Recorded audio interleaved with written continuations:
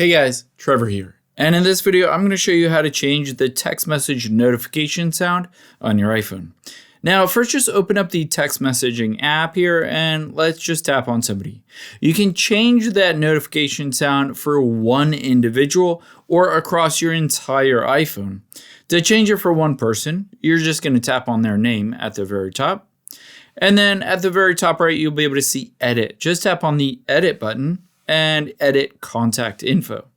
You'll be able to see where you can change their name, phone number, email address, but if you scroll down, I can change the text tone, the message notification sound, and it's usually set to the default. In this case, none, but I can switch it to anything else.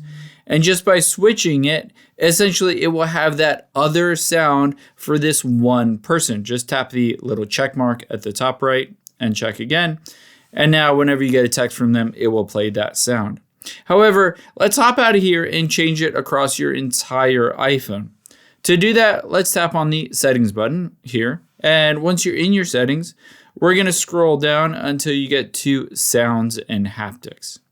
And now within sounds and haptics, all you need to do is go to ringtone here. Just tap on that, or rather text tone for text messages. And you can see it's currently set to none. I can switch this to note, which is the default, or at antic, cheers, anything that I want. Essentially, I can update this message sound. Every time I get a text message, it will play this sound. However, if you have set a custom text message sound for one person, it will play that sound instead. I hope this helps. If it did, hit the subscribe button down below, and I'll catch you on the next one.